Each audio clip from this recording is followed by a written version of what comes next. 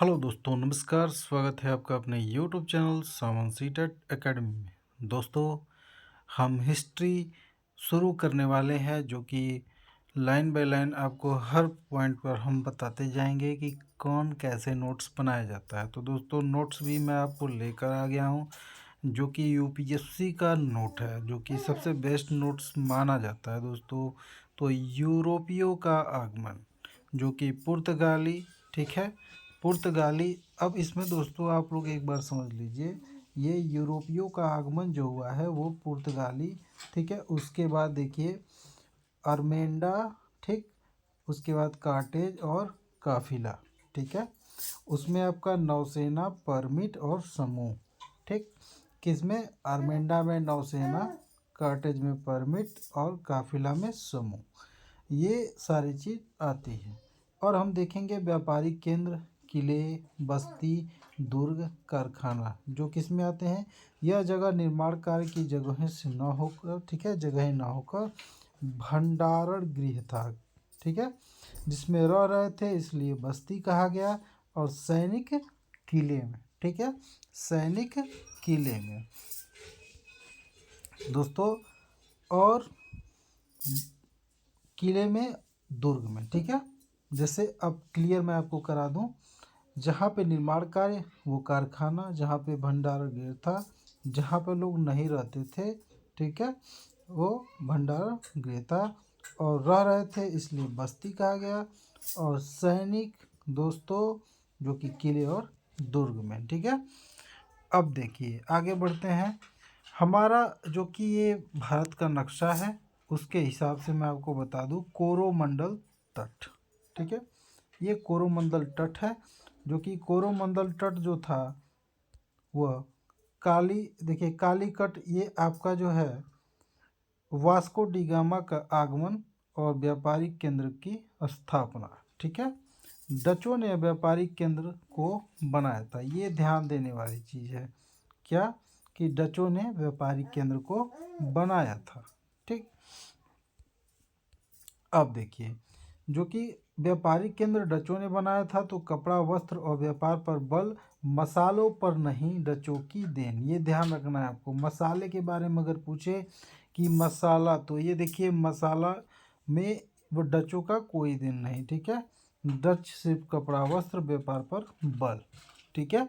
वस्त्रों का निर्माण को सर्वप्रमुख वस्तु बनाने में, ठीक है, ये ध्यान रखना है आपको। अब देखिए, अब मैं आपको दिखा दूं, पुर्तगालियों के माध्यम से, ठीक है, भारत में प्रिंटिंग प्रेस का विकास हुआ, ठीक है। डच नीदरलैंड के निवासी थे और डेनमार्क की कंपनी कुछ समय बाद अपने केंद्रों और अंग्रेजों को बेच कर चले गए, ठीक।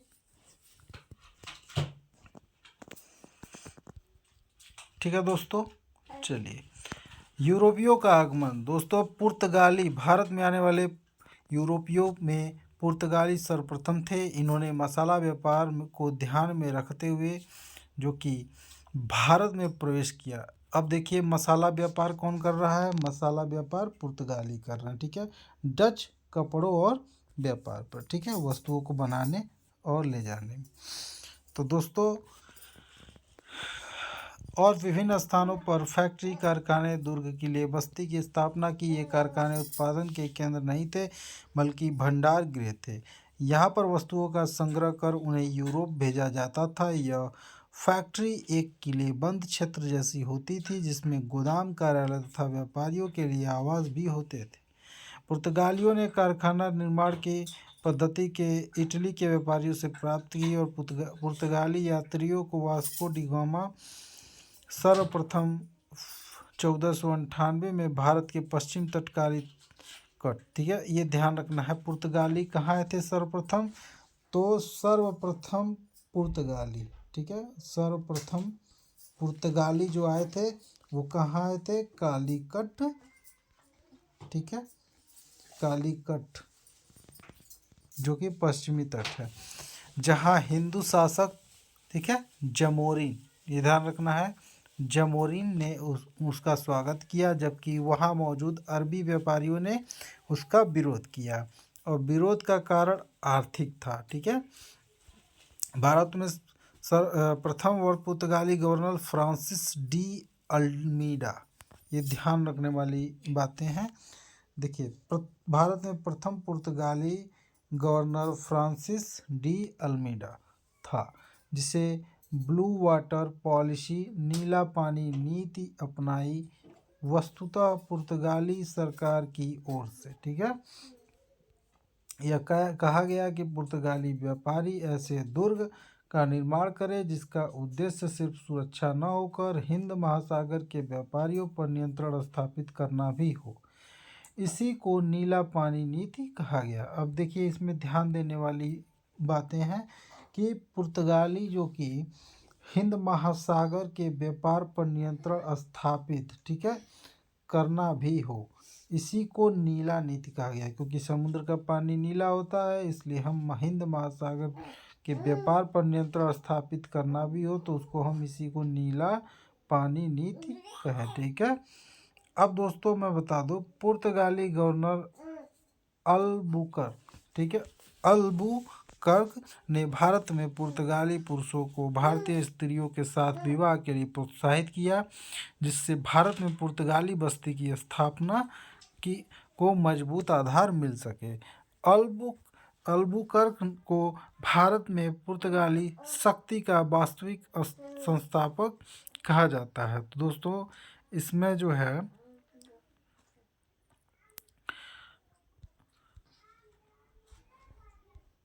1661 ईस्वी में ब्रिटिश राजकुमार चार्ल्स द्वितीय के साथ पुर्तगाली राजकुमारी कैथरीन का विवाह हुआ और पुर्तगालियों ने उपहार स्वरूप बॉम्बे ब्रिटिश राजकुमार को प्रदान किया, जिसमें 1668 में बॉम्बे ब्रिटिश कंपनी को दे दिया गया। ठीक है, ये ध्यान दीजिए, चार्ल्स द्वितीय ने ब्रिटिश कंपनी को बॉम्बे किराए पर दे दिया। ठीक, ब्रिटिश कंपनी को बॉम्बे प्राप्त हुआ पुर्तगालियों से, ठीक है, अंग्रेज से, डचों से, मराठों से। ये ध्यान देने वाली ये क्वेश्चन, जो कि ब्रिटिश कंपनी को बॉम्बे से प्राप्त हुआ, तो ये किससे? अंग्रेज से। ठीक है। भारत में पुर्तगालियों का योगदान यह रहा कि उन्होंने प्रिंटिंग प्रेस की स्थापना की और तंबाकू की खेती का प्रचलन किया तथा, अब ध्यान देने वाले योग्य बातें देख लीजिए आप लोग ध्यान से, पुर्तगालियों का योगदान क्या है अगर पूछ दिया प्रश्न में तो आप क्या कहेंगे? ये कहेंगे प्रिंटिंग प्रेस की स्थापना की। किसकी? प्रिंटिंग प्रेस की स्थापना की और तंबाकू की खेती का प्रचलन किया। ठीक है, तथा यूरोपीय भवन निर्माण को गोथिक शैली का भारत में प्रचलन और प्रवेश किया गया। साथ ही यूरोपीय चित्रकला के तत्वों का भारत में प्रचलित किया गया। ठीक है। अब दोस्तों, पुर्तगालियों की ईसाईकरण की नीति ने लोगों को असंतोष पैदा किया। ठीक है, जो कि मान लीजिए कोई भी नीति आती है तो पहले तो उसका विरोध होता ही होता है, इसलिए असंतोष पैदा हुआ, फलतः उन्हें स्थानीय सहयोग प्राप्त नहीं हुआ, तो जो उनके पतन का कारण बना। इसी तरह उन्होंने व्यापार में समुद्री लूटपाट की नीति बनाई, अतः शत्रुओं की संख्या में वृद्धि हुई, जो उनके पतन का कारण बना। वस्तुतः पुर्तगालियों ने कॉटेज अल्मेडा काफिला पद्धति की शुरुआत की, जिसमें तहत समुद्री व्यापार के लिए व्यापारियों को पुर्तगालियों से परमिट अनुमति प्राप्त करना होता था और इसे न लेने वाले को दंडित करते हुए उसके समुद्री जहाज को लूट लिया जाता था। कॉटेज लेने वाले व्यापारियों को गोला बारूद एवं काली मिर्च का व्यापार करने की अनुमति नहीं थी। ठीक है। अब दोस्तों यहाँ तक आपने देख लिया, जो कि मैंने पुर्तगाली का जो है जो भी प्रश्न आने वाला है पुर्तगाली, उसके बारे में हमने इतिहास के बारे में बता दिया है। दोस्तों हम दूसरा जो है पॉइंट शुरू करेंगे, डच कंपनी। तो दोस्तों अभी हम आपसे विदा लेना चाहेंगे और जल्द से जल्द नए वीडियो के साथ मिलेंगे। दोस्तों अगर आपको वीडियो पसंद आए तो हमारे चैनल को जो है सब्सक्राइब करिएगा और वीडियो को लाइक करिएगा। चलिए मिलते हैं अगले वीडियो में, तब तक के लिए जय हिंद दोस्तों।